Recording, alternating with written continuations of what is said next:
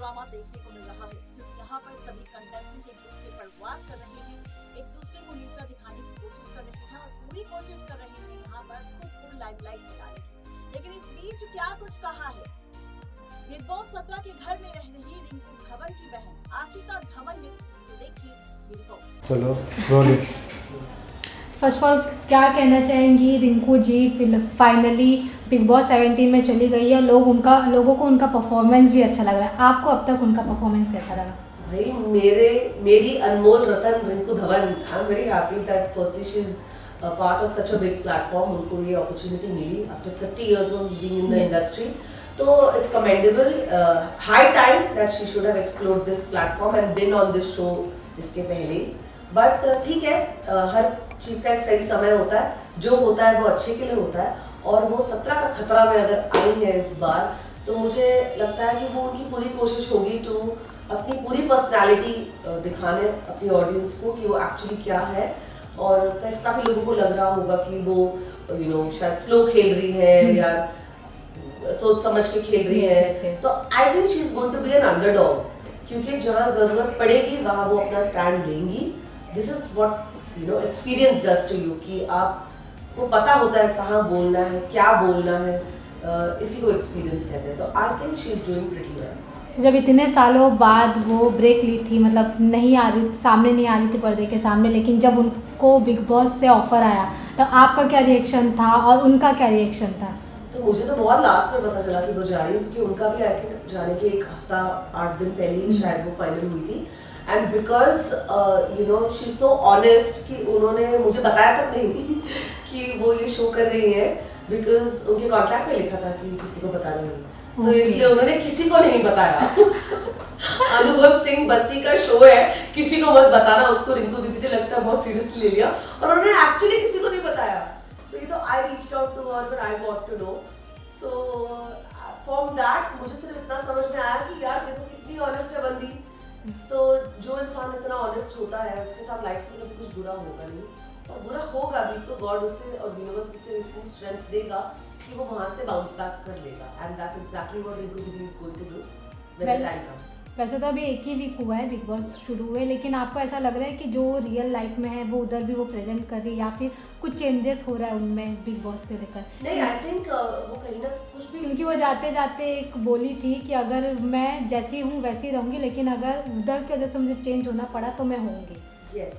सो जितना मैंने अभी तक देखा है, मुझे नहीं लगता कि घर में किसी को भी देख के रिंकू दीदी या तो इनसिक्योर फील कर रही है, या उनको लग रहा है कि उनको अपनी गेम अप करनी पड़ेगी, या वो इन्फ्लुएंस हो रही है किसी के गेम प्ले से कि यार ये इतना कर रहा है मुझे भी करना चाहिए। No, she is not doing that, she is doing just what needs to be done. She is showcasing her experience, her endurance, her knowledge and her way of running the house. जो मैं देख रही हूँ वो involve हो रही है घर के कामों में, सिर्फ झगड़ा करने से ही बिग बॉस का विनर बन जाना या गेम में आगे जाना, this is not the only way. एक घर को खड़ा करने के लिए काफी पिलर्स होते हैं, और रिंकू दीदी एक बहुत स्ट्रॉन्ग पिलर है और आगे भी रहेंगी। ये लोगों को जब गेम और आगे जाएगी तब पता चलेगा। जैसे कि आपने पिलर की बात की, तो आपको क्या लग रहा है कि अब तक इस वीक में रिंकू दीदी का कौन पिलर बन रहा है, कौन उन्हें सपोर्ट कर रहा है, या फिर कौन उनके कॉम्पिटिटर्स हैं?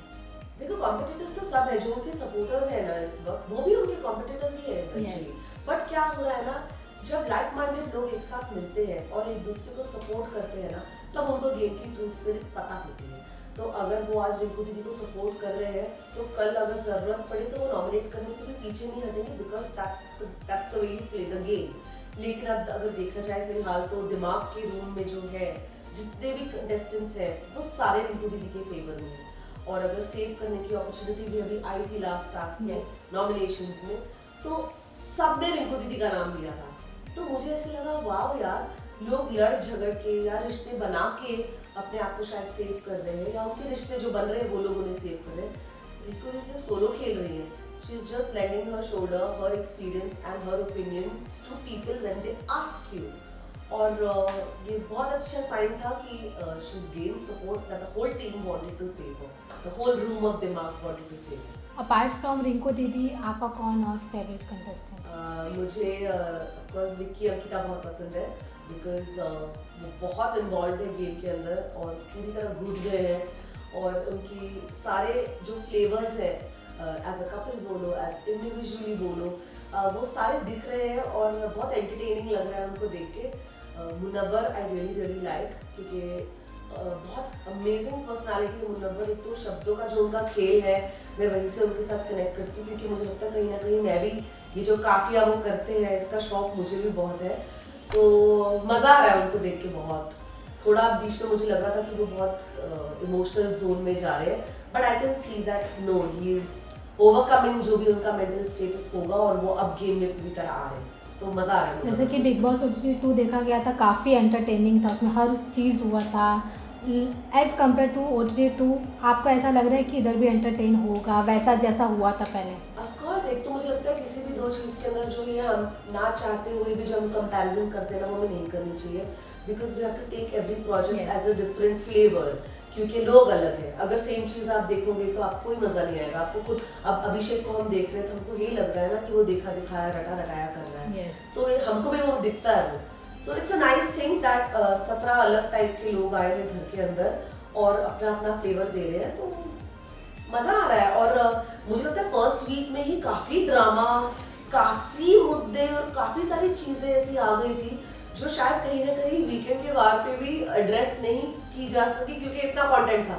तो मुझे लगता है पहली बार ऐसे हुआ कि फर्स्ट वीक के अंदर उनको इतना कंटेंट मिल गया, तो ये कहीं भी स्लो नहीं जा रहा season 17, and people will grow on you, these contestants will grow on you, because सबके रियल साइड्स अब दिख रहे हैं। जो पहले 2-3 दिन में शांत भी थे, तो वो अभी भी आ रहे हैं सामने। अभिषेक का परफॉर्मेंस आपको कैसा लग रहा है? क्योंकि OTT 2 के तो रनर अप थे, नहीं जीत पाए, लेकिन अब वो फिर से OTT 17 में है, तो आपको कैसा लग रहा है?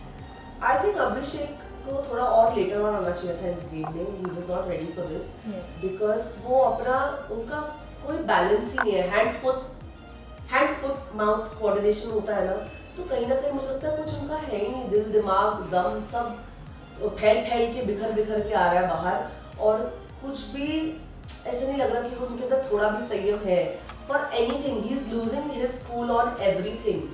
सो क्या टेस्टोस्टेरोन लेवल्स लगता है बहुत हाई हो गए उनके, तो या तो उनको मेडिटेट करना चाहिए, वर्कआउट नहीं करना चाहिए, because it's not working for him, because he is going way out of line and very aggressive even towards Isha. मुझे भी देख के कई बार डर लगता है कि ठीक है, ताली दो हाथ से नहीं बचती, कुछ ना कुछ हो रहा होगा जिस वजह से दोनों के बीच में इतनी फ्रिक्शन आ रही है, but he is very aggressive यार। ऐसा कह सकते हैं कि OTT 2 में वो थोड़े ठीक शांत थे, तो 17 में मैंने उनको देखा ही नहीं, मुझे आई डोंट रिमेंबर। मेरे लिए Abhishek is a new face in season 17।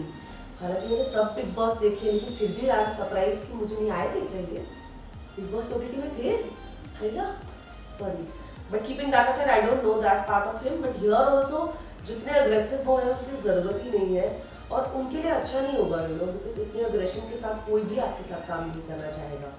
जैसे कि OTT 2 में वो बना था, एक इतिहास रचा गया था कि एल्विश यादव जीते थे वाइल्ड कार्ड एंट्री के बाद, और वो आप पिछली बार आपने उनके ऊपर बोला भी था, उसके बाद आपको थ्रेट्स आने लगे, ट्रोल करने लगे आपको लोग, उसके बारे में क्या कहना चाहिए? बहुत डिस्टर्बिंग था ये, क्योंकि मैं 18 ईयर्स से इस इंडस्ट्री में काम कर रही हूँ और मैंने कभी भी अपनी ओपिनियन बिना मांगे नहीं दी।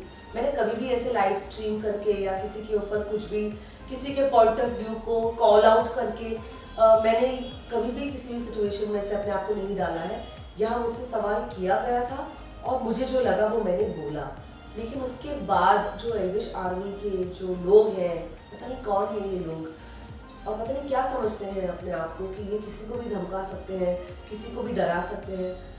It was very disturbing. मुझे रात भर नींद नहीं आई थी, मैं डर गई थी। मेरे मम्मी पापा मेरे इंस्टाग्राम पे जो कमेंट्स आते हैं उन कमेंट्स को देख के डर गए थे कि अशिता ये क्या हो गया है, क्योंकि लोगों ने मुझे सिर्फ प्यार ही दिया है आज तक। इतना वार, वो भी गालियों का, गंदी गंदी गालियाँ। मेरी पूरी कोशिश रही कि मैं एक एक को इंडिविजुअली जाके ब्लॉक करूँ, रिपोर्ट करूँ इंस्टाग्राम पे, जो मैंने किया भी, लेकिन ये खत्म ही नहीं हो रहा यार। This is a war that I think needs to be fought in the right spirit. You cannot call out and abuse people just because वो अपना opinion दे रहे हैं when asked. आप नहीं धमकी दे सकते हो, ये गलत है। So मुझे लगता है इसके लिए स्टैंड लेना, इसके लिए आवाज़ उठाना, ज़रूरत पड़े तो कंप्लेन भी फाइल करना बहुत इम्पॉर्टेंट है। And again you are asking me, so I am telling you that this was very disturbing for me. तो आप अब तक किसी के ऊपर ऐसे केस फाइल नहीं किया है ना, और पुलिस जाकर कि ऐसे मुझे डेथ थ्रेट्स आ रहे हैं ना? नहीं, अभी तक नहीं। मुझे I don't know, this is very new to me. तो मुझे भी बहुत घबराहट हो रही है कि इसके साथ कैसे डील किया जाए। तो I just want to request this entire so called army that guys please chillax, calm down. हम डेमोक्रेटिक इंडिया में रहते हैं, फ्रीडम ऑफ स्पीच हमें 1947 में मिल गई थी, तो ये फ्रीडम आप हमसे नहीं छीन सकते। We will speak if we are asked. I am an actor, आपकी नज़र में मैं कुछ नहीं होंगी, आपकी नज़र में एल्विश यादव की कार का नंबर मुझसे ज़्यादा पॉपुलर होगा, लेकिन मैंने अपनी जितनी पॉपुलैरिटी हासिल की है, जितना भी फेम हासिल किया है, वो अपनी मेहनत से किया है, अपने काम से किया है, बिकॉज यही एक एक्टर का काम है, अपना हुनर दर्शाना। ये धमकियाँ और ये गुंडागर्दी नहीं। तो प्लीज़ आप एल्विश यादव की आर्मी हो तो मैं भी दबंग धमक, बैक ऑफ। ऐसा कह जा रहे हैं कि लोग, ऐसा वीडियो वायरल हो रहा है कि आप उनको सॉरी भी बोलती हो। लोग पता नहीं कौन सा वीडियो है, कौन वायरल कर रहा है। मैंने आज तक सॉरी नहीं बोला उनको। मैंने कोई स्टोरी देखी थी जिसमें उन्होंने कहा था अरे अरे वो सॉरी बोल रही है। मैंने उसको सिर्फ ब्लाइंड आई दिया क्योंकि मुझे लगता है ये बच्चे होंगे, शायद इनको शायद नहीं पता होगा ये क्या कर रहे हैं। You know they are just following one, you know एक भागता है उसके पीछे 50 भागते हैं, ये शायद वो है।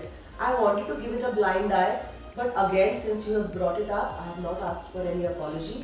मैं सिर्फ हाथ जोड़ के ये रिक्वेस्ट कर रही हूँ कि जो गंदी भाषा का इस्तेमाल आप लोग करते हैं प्लीज़ मत करिए।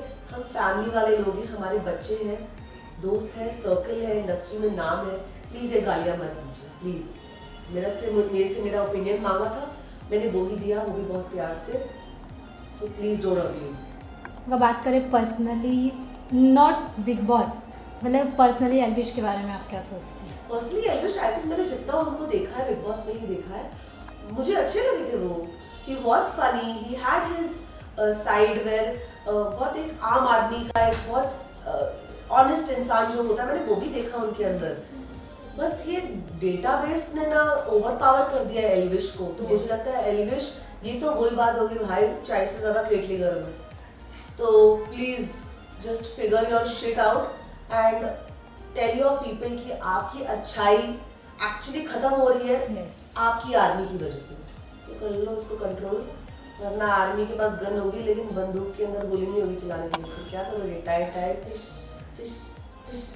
और लास्ट मैसेज रिंकू दीदी के फैंस के लिए, क्योंकि आपके थ्रू उनको मैसेज मिलने वाला है। यस, रिंकू दीदी के सारे फैंस को मैं ये बोलना चाहूँगी that she is actually, like I call my self Dabang Dhawan, तो वो दबंगी कहीं उन्हीं से सीखी है मैंने।